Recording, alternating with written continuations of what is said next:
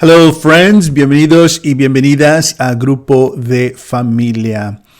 We've entered the world of the Gospel of Matthew.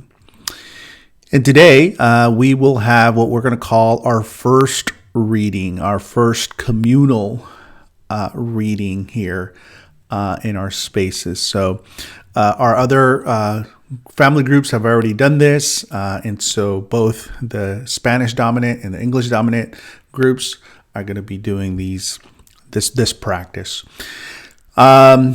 Personally, I'm really excited. I think you can tell, but also just I love grand stories, big stories.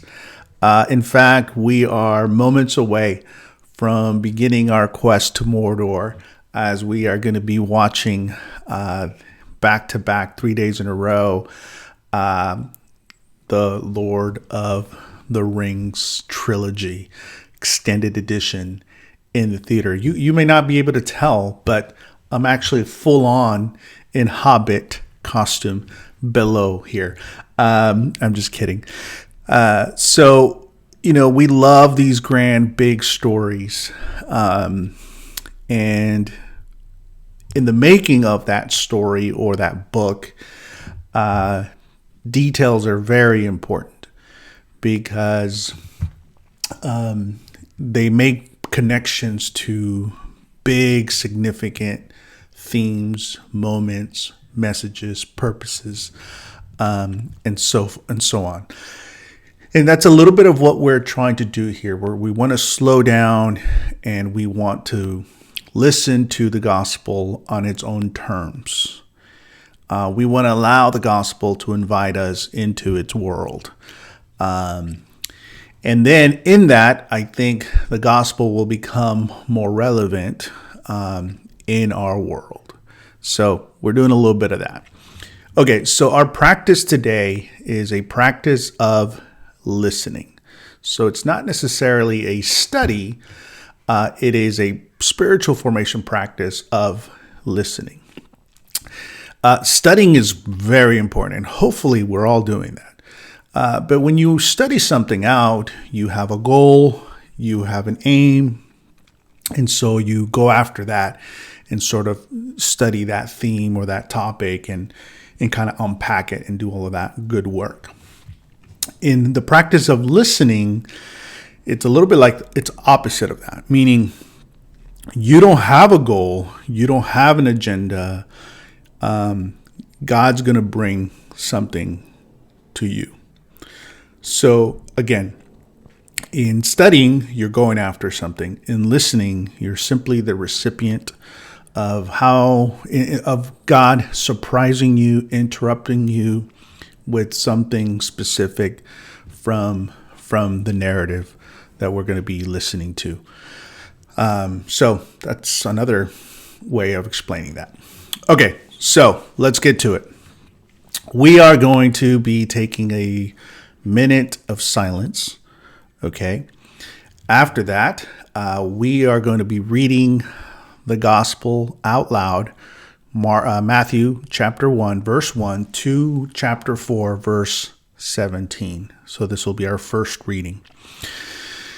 After you complete that reading, take another minute to sit in silence and kind of process, okay, what stood out to you?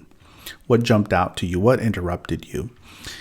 And then I will have 5 questions to guide us here. We can call those sails to see where the winds of the Spirit take us or take you communally and personally.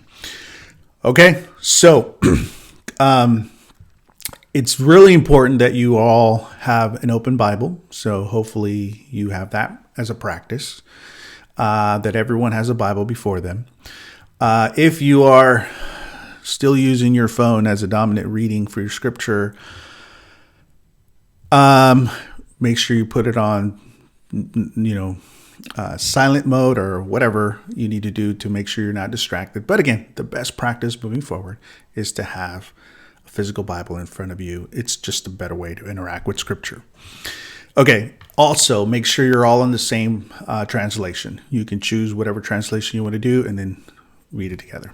And then select who's going to read. Maybe one person's going to read the whole thing.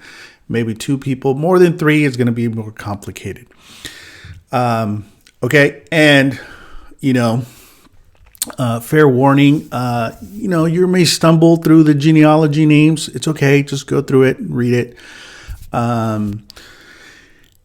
Okay. So those are things that I think will help you set up.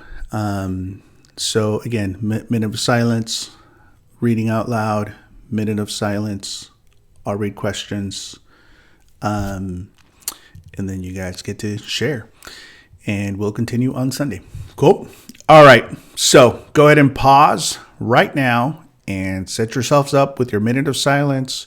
Read out loud. Once you have done your reading, sit in silence 1 more minute and then continue the video. All right. Let's do it.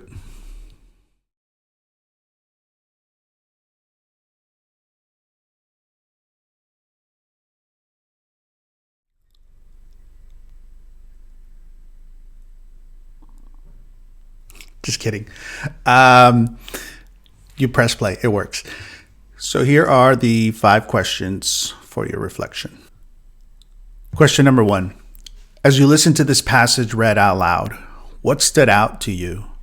Was there something that felt new, surprising, or something you had never noticed before?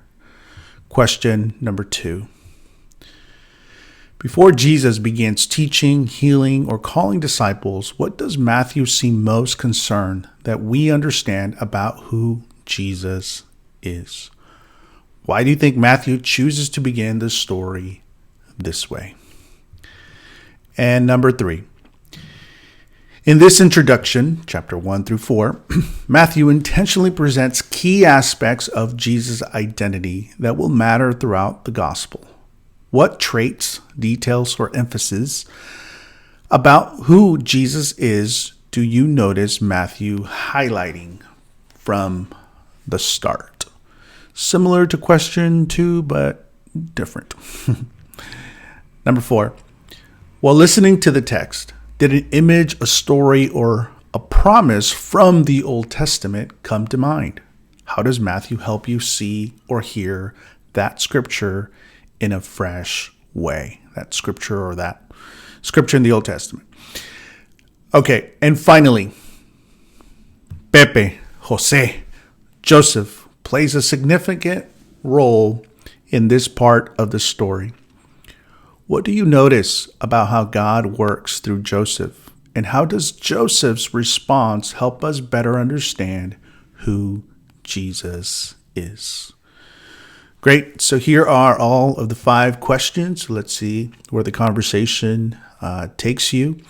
And it's great to be with you. Primero Dios, y nos vemos el domingo. Un abrazo.